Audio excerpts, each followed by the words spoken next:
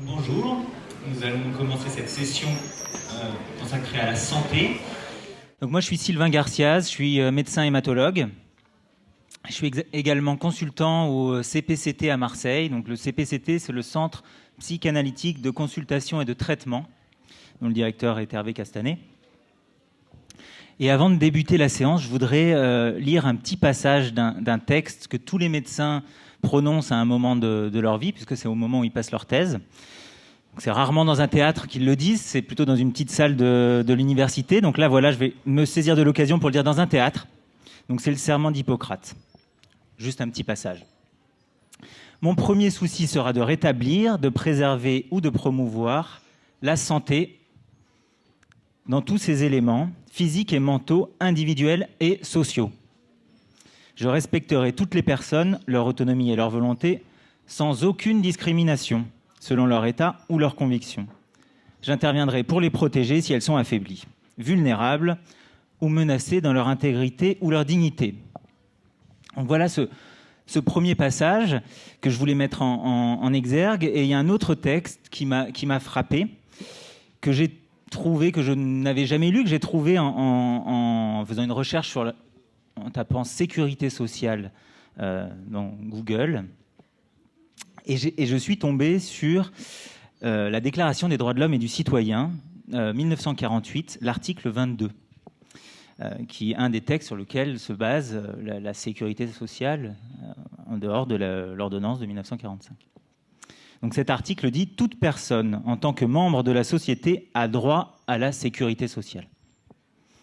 Elle est fondée à obtenir la satisfaction des droits économiques, sociaux et culturels indispensables à sa dignité et au libre développement de sa personnalité grâce à l'effort national et à la coopération internationale, compte tenu de l'organisation et des ressources de chaque pays. » Donc voilà.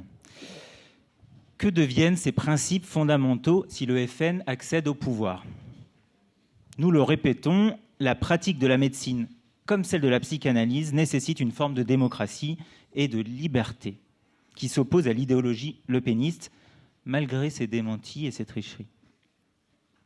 Comment concevoir le soin dans une société où les droits à la santé seront accordés en fonction d'une priorité ou d'une préférence nationale, en excluant la catégorie des étrangers, des immigrés?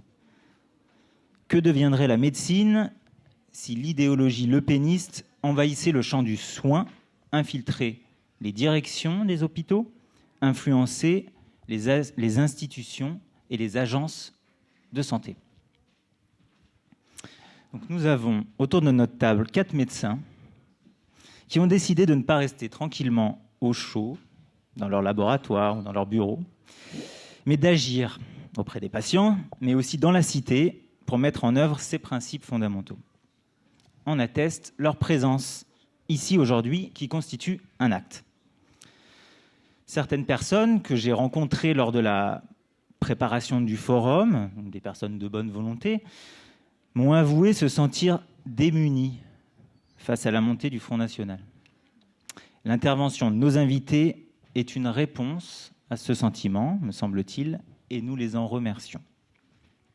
Nous allons donc entendre successivement, pour cette séquence, Dominique Marinacchi, professeur de cancérologie, ancien directeur de l'Institut Paoli Calmette, ancien directeur de l'INCa, qui est l'Institut national du cancer, ancien directeur de l'Agence nationale pour la sécurité du médicament, donc c'est l'agence dont l'un des rôles est de donner ou non l'autorisation de mise sur le marché aux nouveaux médicaments.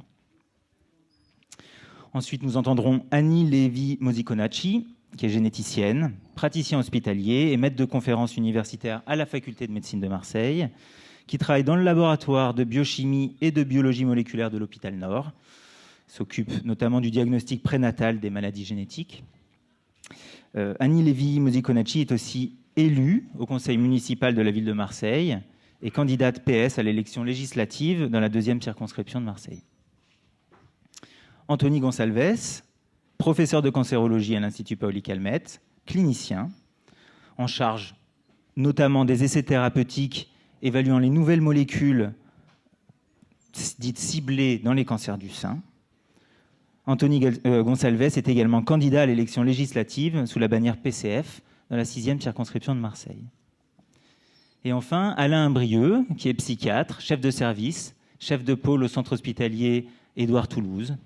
Et lors de la préparation de cette séquence, il m'a dit s'être battu et continuer de se battre contre la tendance au standard, au normatif, pour valoriser l'inventivité, la créativité de l'individu, au sein en particulier de sa discipline, la psychiatrie.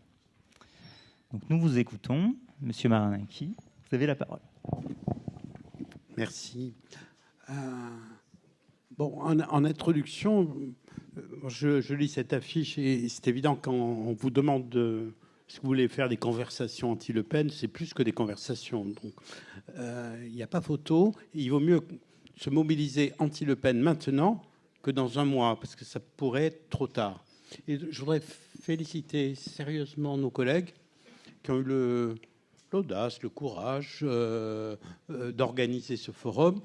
Et je trouve que dans beaucoup de professions, ce forum mériterait d'exister, même si on n'est pas une société de psychanalyse. Car attention, le meilleur moyen de résister au fascisme, c'est quand même de se mobiliser. Donc la question, c'est celle-là.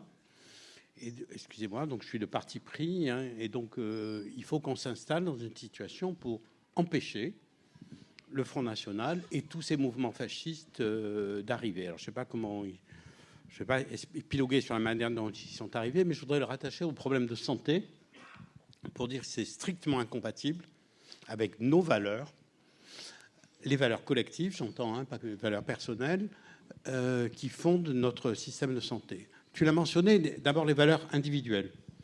En tant que médecin et soignant, notre code de déontologie, la parole d'Hippocrate, qui date quand même d'un moment, hein, dans l'île de Cos, mais c'est au moment des fondations de la démocratie, dit qu'on soigne tout le monde. On soigne tout le monde avec objectivité, neutralité et une indépendance absolue. C'est juste le devoir du médecin et c'est son essence. Dès que ces valeurs risquent d'être mises en cause, et ça s'est produit hein, dans l'histoire même de France et dans l'histoire de l'Europe, on va vers de la catastrophe. Donc on ne va pas perdre les valeurs intrinsèques de notre profession. Je parle pour les soignants, mais je parle surtout pour les soignés.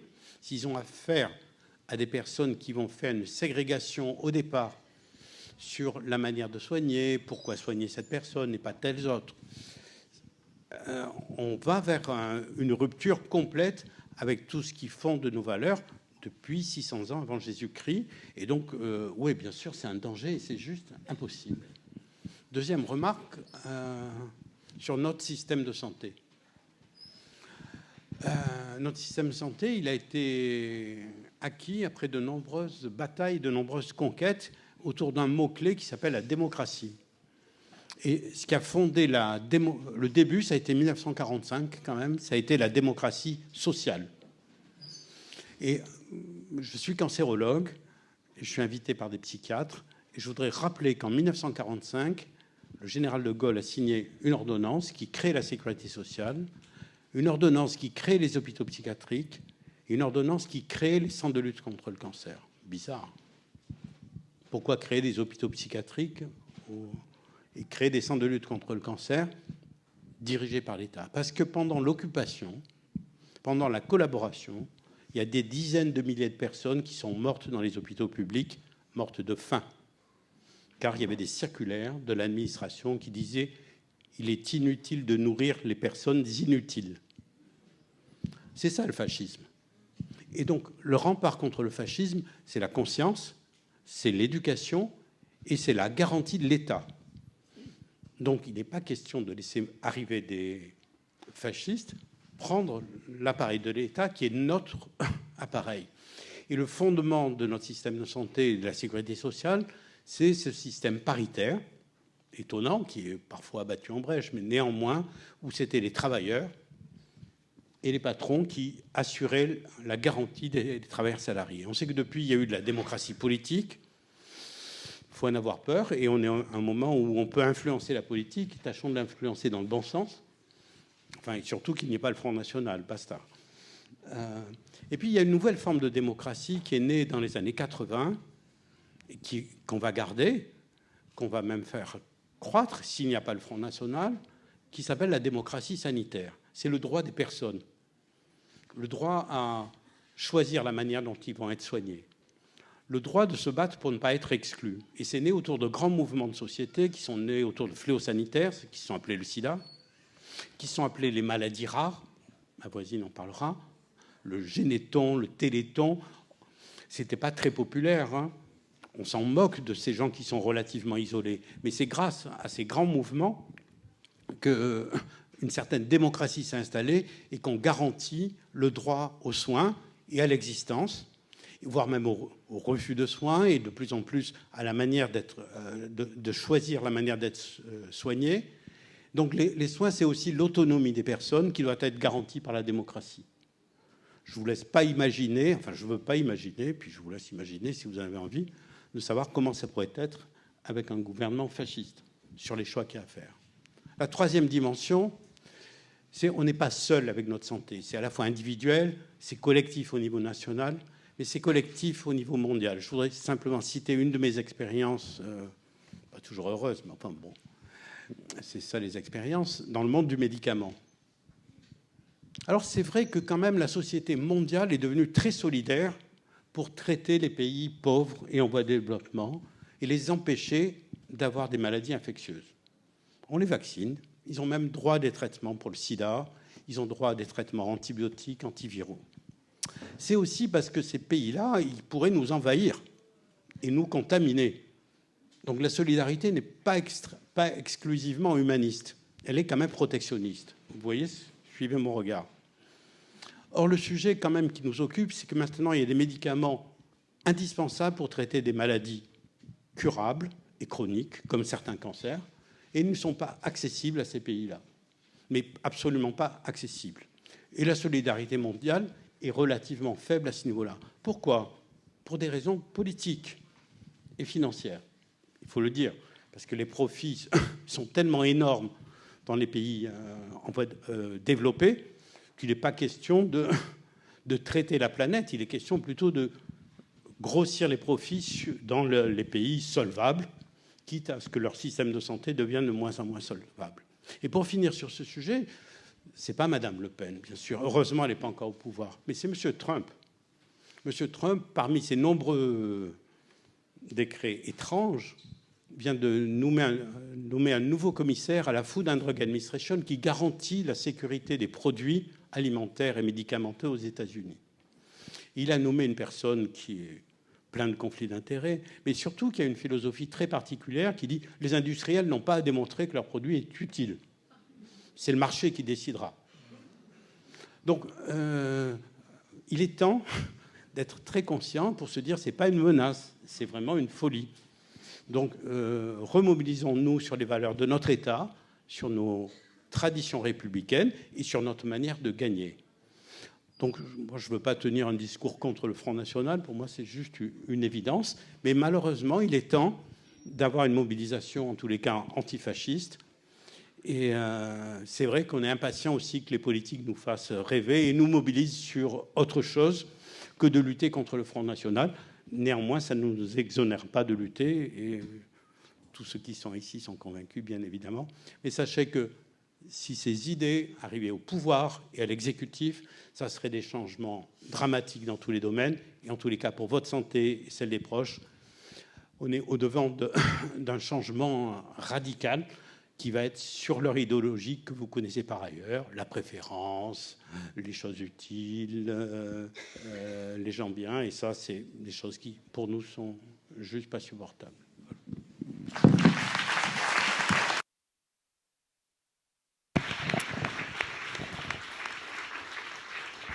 Merci beaucoup. À vous. Merci, bonsoir, bonjour à tous.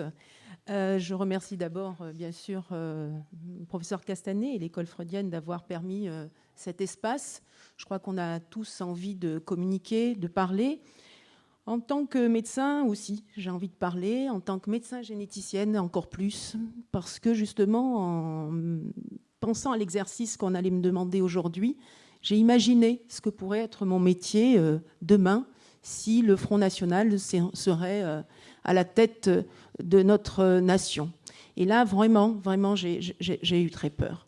J'ai eu très peur parce que d'abord, la génétique, bien évidemment, c'est un mystère pour certains et ça fait dire beaucoup de choses pour d'autres. Et bien évidemment, on le sait, les races n'existent pas. Ça, on en est totalement convaincu, on le savait. Et la génétique a permis de la mettre en place depuis 2003, où on peut accéder aux séquences du génome total. On sait qu'il n'y a pas de race. Il y a des variabilités génétiques, mais entre des populations, des peuples qui vivent très très loin, on ne trouve pas plus de variabilité dans le génome qu'entre vous et moi ici. Donc vraiment, sur le plan de la théorie des races, la génétique, parce que bien évidemment, un pays qui serait gouverné par le Front National aurait tendance de faire parler la science pour certaines idées, idéologies et dogmes. Donc, bien évidemment, on est les premiers, nous, médecins généticiens, qui seront peut-être pressurisés pour faire des choses dont on n'a pas signé pour ça. Et tu le rappelais très, très bien, hein, le serment d'Hippocrate, c'est soigner tout le monde, c'est l'égalité des soins. Et je crois que tous les médecins ont ça en tête. Alors, qu'est-ce qui peut faire changer que l'égalité des soins ne soit plus notre façon de travailler? Eh bien sûr, c'est la politique. C'est une société qui va légiférer autrement que notre vision de médecin par rapport aux patients. Et dans ce contexte, bien évidemment, j'ai réfléchi. Moi, je suis médecin généticien, tu l'as rappelé, je travaille dans un laboratoire innovant pour le diagnostic prénatal.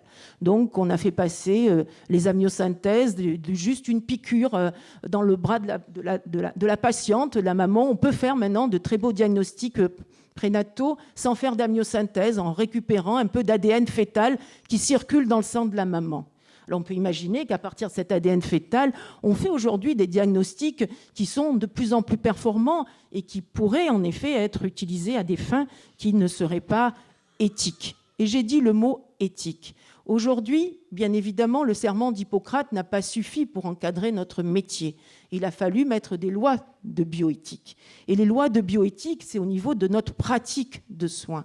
Ces lois de bioéthique, elles encadrent donc le métier, notamment le nôtre, de médecin, et plus spécifiquement celui qui est le mien, celui de médecin généticien tourné autour de la biologie de la reproduction, du diagnostic prénatal et de l'handicap. Et puisque j'ai beaucoup de psychanalystes qui sont dans la salle, je crois qu'ils savent ce que c'est que légiférer par rapport à une pratique de soins, notamment autour de l'autisme, où à quelques voix près, on aurait pu avoir une loi qui aurait réduit la pratique de soins, notamment autour de l'approche psychanalytique et autour de l'autisme, avec j'ai repris le document, mais avec des éléments que l'on aurait pu tout à fait retenir finalement. C'était une résolution qui finalement était basée sur les pratiques que proposait l'HAS, mais était détourner un petit peu de son sens premier. Et donc, on voit bien que légiférer, ça a du sens, et bien évidemment que le geste que nous allons avoir à faire prochainement va avoir des conséquences sur notre pratique de soins. Donc, je cite l'exemple de l'autisme, mais bien évidemment, c'est derrière tout ça l'handicap également. Je voulais également parler de la PMA, parce que la PMA, procréation médicalement assistée, et aujourd'hui, j'ai regardé, pas aujourd'hui bien évidemment, puisque vous avez compris que je faisais aussi de la politique en tant qu'élue citoyenne et que je me présente aussi aux élections législatives, j'ai regardé le programme autour des questions qui font le cœur de mon métier. La PMA, la recherche sur l'embryon, le séquençage du génome, toutes ces activités, ces approches de progrès sur le plan scientifique, bien évidemment, qui doivent être organisées autour de lois de bioéthique. La PMA, alors là, je peux surprendre certains dans la salle, malheureusement, il y a très peu de différence entre le programme de François Fillon et le programme de Marine Le Pen sur ces questions que je vais aborder maintenant. Et ça aussi, il faut l'avoir en tête. C'est-à-dire qu'aujourd'hui, on remet un peu en cause la PMA. Alors on dit ne pas y toucher, mais on dit que ça coûte très cher. Alors, comme on sait aujourd'hui que ça coûte très cher, on peut se poser la question de savoir si ça sera proposé à tout le monde et comment on va pouvoir limiter l'approche. Et puis, vous savez qu'aujourd'hui, le don de sperme, le don d'ovocytes, c'est un don anonyme et gratuit. Est-ce qu'on continuera à avoir cet anonymat, cette gratuité? Ce sont des questions que nous, praticiens, nous nous posons. Nous nous posons autour d'un café, nous nous posons en salle de staff, mais ce sont des questions que nous pouvons nous poser. Ce sont aussi des questions qui amènent à dire, mais est-ce que la PMA doit être proposée aux femmes du même sexe? Et ça aussi, c'est une vraie question. Comme moi, parce que je suis au laboratoire, mais j'ai aussi des consultations de génétique dans un centre de diagnostic prénatal. Quand je vois le parcours de certains couples de femmes qui sont obligés d'aller à Barcelone, revenir, repartir, est-ce que je dis qu'il y a une égalité dans le parcours de soins de ces femmes qui, finalement, pourraient accéder à la PMA? Ce sont des questions, et là, par contre, le programme est très clair au niveau du Front National.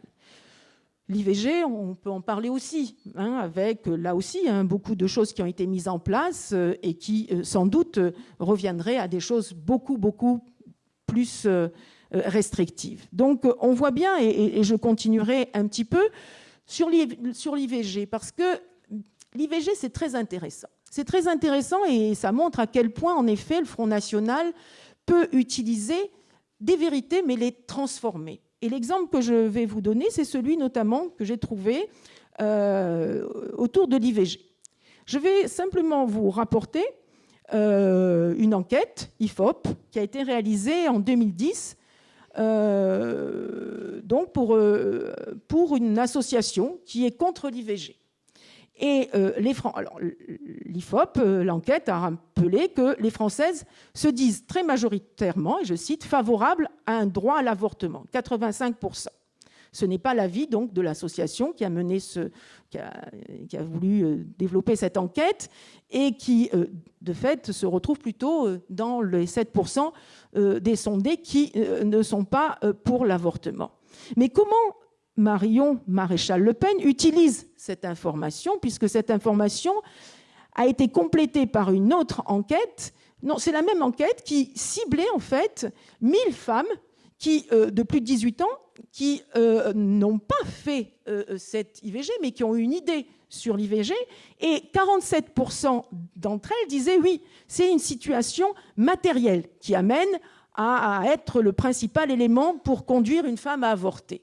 Dans le discours de Marion Maréchal Le Pen, c'est 47% des femmes qui ont avorté pour des raisons économiques. Et là, à cibler des particularités en fonction de la population, et on sait quelles sont malheureusement les femmes qui ont des problématiques économiques. Pourquoi je vous donne cet exemple? Parce que ce sont en fait, je ne sais pas s'ils sont paranoïa ou pas, mais en tout cas, c'est d'une vérité qui a été transformée. Et ce dont on a peur, nous, médecins généticiens, c'est que, de fil en aiguille, on arrive à finalement s'éloigner de la recherche sur l'embryon, alors que c'est aujourd'hui la pratique qui va nous permettre d'avoir de la thérapie cellulaire comme on a d'autres traitements. Et je pense que Dominique, sur cette question, on peut avancer, mais je pense qu'on est d'accord. C'est qu'aujourd'hui, bien sûr, cette recherche, elle est encadrée, mais elle est devenue possible d'ailleurs parce qu'on a fait avancer la loi en 2013. On voit bien en fait que les lois encadrent et modifient une pratique, et c'est donc bien le risque avec le Front National, c'est que les lois étant modifiées, la pratique médicale sera modifiée. Complètement. Voilà. Je pense que on va ça. peut-être en rester là. Bien sûr. Merci beaucoup.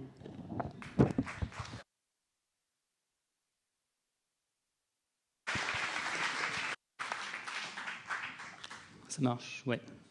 Bonjour à tous. Moi aussi, je veux commencer par remercier les organisateurs de cette initiative, de m'avoir invité à prendre la parole. Je voudrais m'exprimer devant vous autant en tant que citoyen qu'en tant que médecin. Et je voudrais donc commencer par vous dire que, évidemment, que je partage l'inquiétude qui est celle de tout le monde ici, qui s'est largement exprimée avant moi, simplement parce qu'un certain nombre d'éléments actuels peuvent rendre plus ou moins crédible quand même le scénario électoral catastrophe dont on nous a parlé. Le premier élément, pour moi, important, c'est que finalement, en dehors de cette initiative actuelle, il n'y a pas eu beaucoup de réactions populaires d'ampleur, alors que depuis plusieurs mois maintenant, on nous annonce comme acquis la présence de Marine Le Pen au second tour, et certains imaginent même une victoire possible. Donc ça, c'est un premier élément d'inquiétude. Le deuxième élément d'inquiétude, c'est, ça a été dit avant, c'est la conjonction d'astres favorables du niveau international avec la victoire de Trump, au niveau européen avec les régimes autoritaires d'Europe centrale et le Brexit britannique, et puis au niveau national avec cette campagne incroyable où le principal candidat de la droite dite républicaine est empêtré dans des histoires de corruption supposée ou d'abus de détournement de fonds publics. Donc c'est une situation explosive qui rend évidemment la question possible et crédible. Et puis il y a un troisième élément qui est pour moi très important, c'est que la stratégie du Front National lui-même a évolué ces dernières années pour occuper de façon stratégique un terrain qu'il n'occupait pas préalablement. L'extrême droite a choisi de s'intéresser, de s'adresser sur des pseudo-thématiques sociales aux classes populaires, et elle est en train, au travers d'une imposture qu'a bien décrit Alain Ayot dans son livre, elle est en train d'user de ce positionnement pour conquérir une majorité politique. Et moi, je crois qu'il faut se rappeler que dans l'histoire récente du XXe siècle, chaque fois que l'extrême droite s'est emparée de thématiques sociales, eh bien, c'est une stratégie qu'elle a validée par l'accession au pouvoir. C'est comme ça que Hitler a pris le pouvoir dans les années 30 en Allemagne, et il faut donc être extrêmement vigilant. Alors bien sûr, je vais vous dire quand même quelques mots de la façon dont je considère l'impact qu'aurait la victoire du Front National, ou en tout cas la diffusion de ces idées qui est déjà malheureusement un peu avancée sur la société française, et notamment sur la santé. Je crois que l'élément majeur qu'il faut retenir, c'est la division du peuple. Le Front National sert à diviser le peuple. Et le peuple dans son sens le plus progressiste du terme, comme communauté d'intérêt, de destin, d'avenir, lui veut remplacer cette définition par une définition purement identitaire, ethnique, et c'est cette division qui met en œuvre à tous les niveaux. Et dans le domaine de la santé, bien, si on veut aller dans le programme de la famille Le Pen, il y a un certain nombre de marqueurs qui sont terribles. Donc on en a dit quelques-uns avant moi. Il y a par exemple la question de la suppression de l'aide médicale d'État. Donc l'aide médicale d'État, c'est le système qui permet la couverture maladie des étrangers en situation irrégulière. Alors, il est triste d'ailleurs de constater que c'est également dans le programme de Fillon, et que ça a été une des mesures stars de la primaire de la droite. Mais on ne peut pas opposer à Marine Le Pen qu'elle n'en est pas la maternité, si on peut dire. Et cette suppression de l'aide médicale d'État, c'est extrêmement brutal. Ça veut dire que des étrangers en situation irrégulière n'ont pas accès aux soins. Alors c'est évidemment scandaleux sur le plan déontologique, ça ne fait de question pour personne, mais c'est totalement irresponsable sur le plan sanitaire, puisque évidemment des malades qui ne sont pas pris en charge s'aggravent. Dans le cas des maladies infectieuses, évidemment, il y a les risques de contamination des autochtones, car en effet, les microbes, bactéries, virus et autres parasites n'ont pas besoin de passeport pour franchir les frontières physiques et corporelles. Donc, évidemment, c'est irresponsable. Mais c'est d'autant plus hypocrite sur le plan purement administratif, parce que ces pauvres gens qui arrivent in fine dans un état plus grave que ce qu'ils étaient en entrant se présentent où ? À l'hôpital public, où grâce à Dieu, on soigne les patients, quelle que soit la présence ou non de l'aide médicale d'État. Et donc, qu'est-ce qui se passe ? Eh bien, l'hôpital doit se faire rembourser par l'État les soins qu'il aura donnés, évidemment, avec ou sans AME, sauf qu'il aura eu besoin de faire quelques frais administratifs de recouvrement, donc au final, ça aura coûté plus cher. Donc, toute cette histoire est complètement abracadabrantesque. Elle ne sert qu'à instiller de la division. Je ne sais pas si vous savez ce que c'est, l'aide médicale d'État, c'est 895 millions d'euros par an. C'est 0,75% des dépenses de l'assurance maladie. C'est 1% de l'évasion fiscale par laquelle les élites financières de ce pays se soustraient à l'impôt. Donc c'est vraiment très peu de choses. C'est 1000 fois ce qu'a reçu Madame Fillon pendant ses séquences à l'Assemblée nationale. Donc je crois vraiment que c'est un élément extrêmement brutal. Alors il n'y a pas que les étrangers en situation irrégulière qui sont en difficulté avec Le Pen, il y a aussi les étrangers en situation régulière, puisqu'elle a une proposition qui consiste à proposer un délai de carence de 2 ans lorsqu'on est travailleur étranger en situation régulière en France et qu'on cotise donc à la sécurité sociale, on aura besoin d'attendre 2 ans avant d'être pris en charge. Donc c'est à nouveau de la division terrible, alors que, on le sait tous, les travailleurs étrangers cotisent beaucoup plus que ce qu'ils reçoivent in fine, puisqu'ils sont beaucoup moins nombreux, par exemple, à percevoir des retraites. Donc la vision de la santé du FN, cela a été dit, c'est aussi les menaces contre le droit à l'avortement, dont Mme Le Pen parle régulièrement d'avortement de confort. Comme chacun sait, l'avortement de confort qu'il faut donc encadrer. Et puis il y a aussi des éléments très forts sur le système de sécurité sociale lui-même, le financement de la sécurité sociale en France. Ce qu'il y a de révolutionnaire dans ce système, c'est qu'il est établi sur la base de cotisations sociales. Et quand Mme Le Pen fait croire aux travailleurs français qu'elle va augmenter leur salaire, c'est en fait en diminuant les cotisations sociales, c'est-à-dire la façon dont on finance la sécurité sociale. Donc non seulement ce ne sera ce sera que pour les Français, mais ce sera beaucoup moins pour les Français aussi. Donc j'ajoute, pour terminer sur le factuel, que cette division sur des critères identitaires, ethniques, on la retrouve aussi dans d'autres aspects. C'est le Front National, dans les mairies dirigées par le Front National, que les enfants de chômeurs sont privés de cantine. Donc ça n'est pas qu'une division identitaire et ethnique, c'est aussi de la division du peuple dans son ensemble. Alors je veux essayer de terminer par dire quelques mots de riposte, parce que je crois qu'on ne peut pas en rester à une posture de dénonciation, une posture morale. Il faut une riposte, il faut que nous fassions quelque chose. Et pour moi, sans rentrer dans les détails, je pense que la riposte, elle doit être très politique. Et une riposte politique, ça veut dire qu'il faut absolument recréer de l'espérance sociale. Ça a été dit par certains avant moi, mais pour moi c'est capital. Je pense que la haine, le repli sur soi, n'ont pris le dessus que pour occuper le vide qui a été laissé par les idées de transformation sociale, de progrès pour tous dans les sociétés, par l'écrasement idéologique des valeurs de la société néolibérale, de la compétitivité, du profit, de la rentabilité, de l'individualisme, du chacun pour soi. Et je veux vous mettre en garde.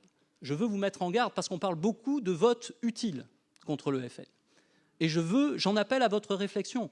Le vote utile, ça ne peut pas être d'installer à l'Élysée celui qui va alimenter cette société-là, celui qui va alimenter la précarité, celui qui va alimenter l'ubérisation de la société. Donc il faut être extrêmement vigilant.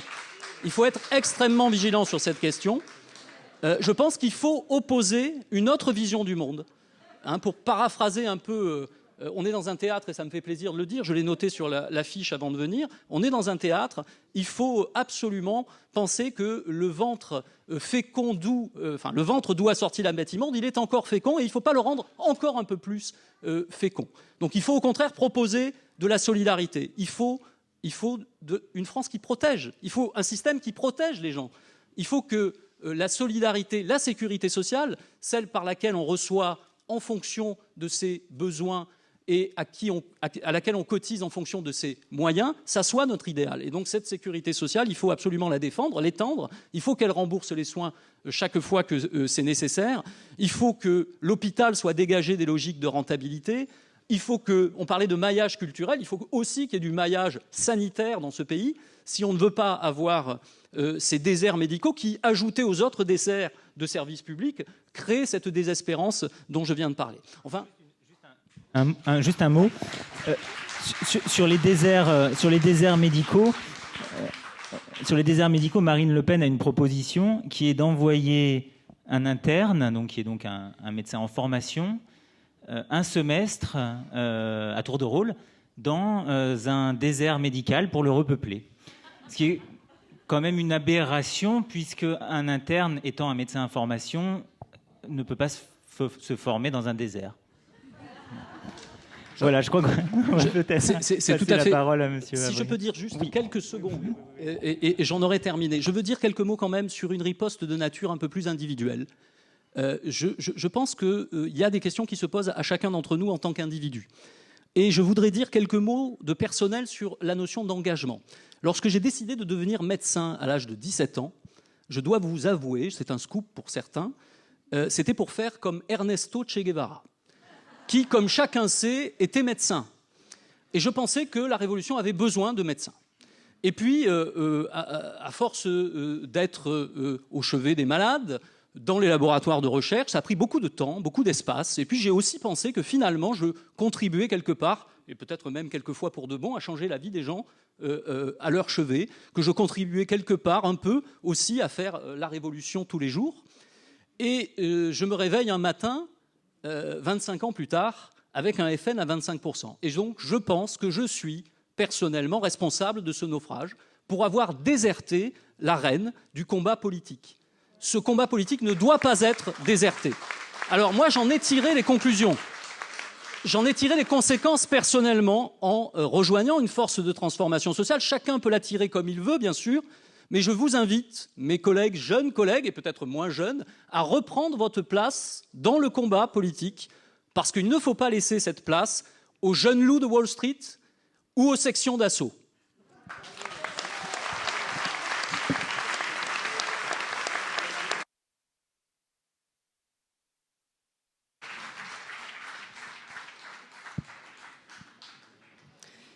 Oui, donc profondément habité par le souci de l'autre, c'est avec un grand plaisir que je donne 3 minutes à mon collègue de gauche, vraiment de gauche, parce que vraiment, je veux dire, son discours est fabuleux et c'est là-dessus qu'on devrait terminer, parce que je pense que je dois dire tout à l'heure, je disais à Hervé Castanet, je ne sais pas pourquoi je suis là, je l'ai un peu terrorisé, mais il m'a quand même fait confiance en m'invitant, parce que quand j'avais cette question-là, c'est que quand je fais référence à une science, moi, en ce moment, c'est plutôt la zététique. La zététique, c'est la science du doute. Alors, c'est vrai que je suis habité par le doute, mais ça n'empêche pas d'être actif et combatif. Et c'est pour ça que je suis pas surpris. C'est parce que je ne le connaissais pas, je veux dire. Sylvain Garcia, quand on a échangé au téléphone et qu'il a résumé en quelques mots ce que j'avais pu un peu dire, je me suis parfaitement retrouvé. Donc, ça, c'est de la qualité d'écoute qui fait plaisir.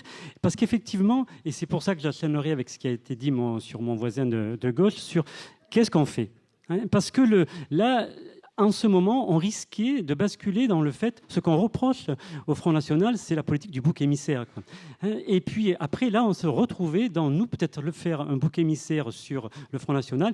Il est évident qu'il ne faut vraiment pas voter pour le Front National. Ça, je pense que j'aurai pas beaucoup de difficultés à convaincre l'assistance. Mais après, c'est effectivement comment on peut essayer d'endiguer ce raz-de-marée. Parce que ce qui a été dit précédemment, c'est que voilà, c'est pas que à Marseille, c'est pas que au Pen Mirabeau.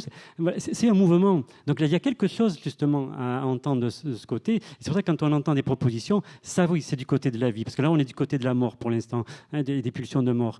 Donc sur le combat, oui. Et moi, ma référence de la psychiatrie, parce qu'effectivement, la psychiatrie se sent très, très, très concernée par le Front National. Alors peut-être que mon propos sera un petit peu caricatural, mais il a été fait référence tout à l'heure justement à cette funeste période de la Seconde Guerre mondiale et le sort des malades mentaux.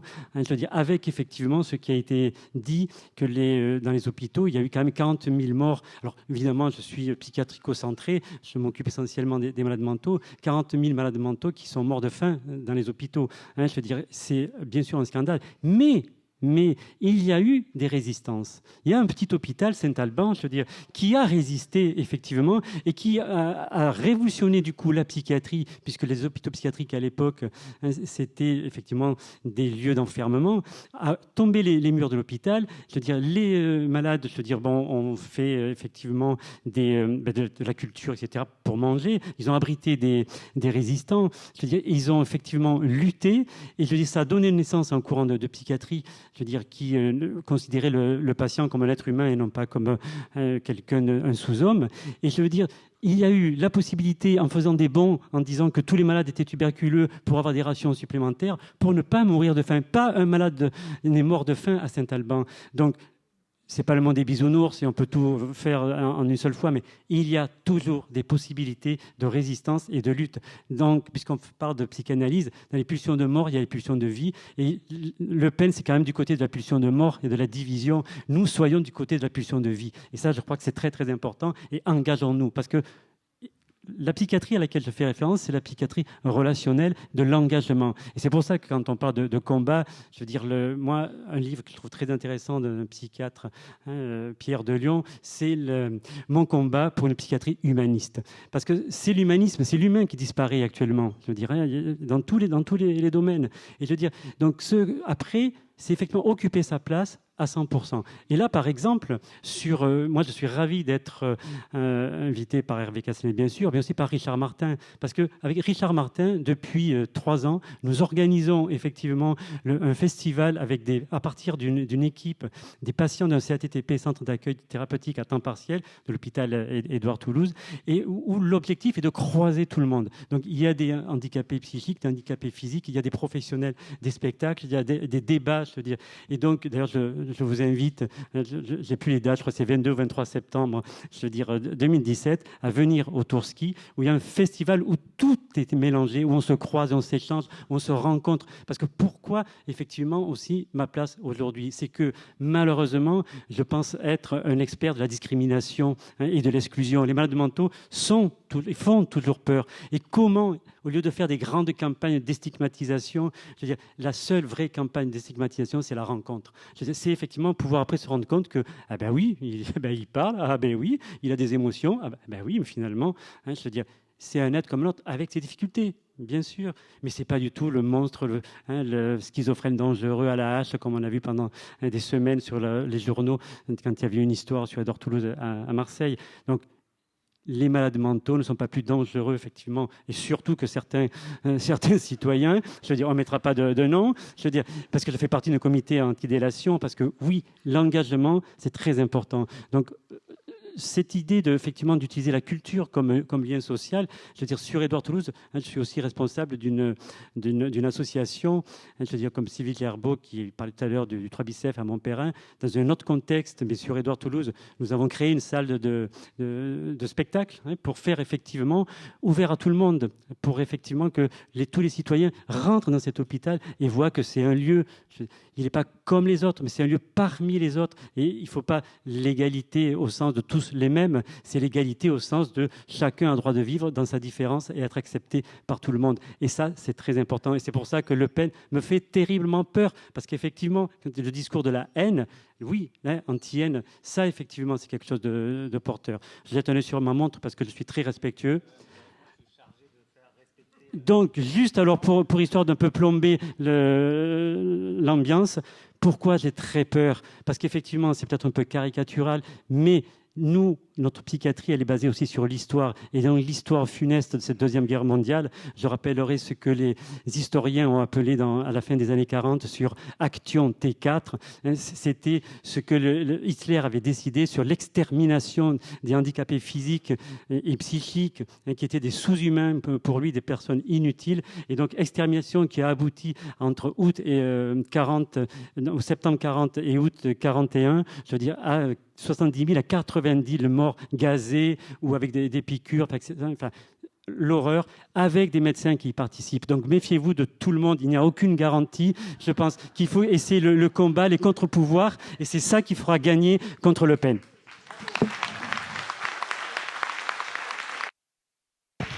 Merci à tous les quatre. Donc le mot d'ordre, c'est de tomber les murs tomber les murs. Merci beaucoup.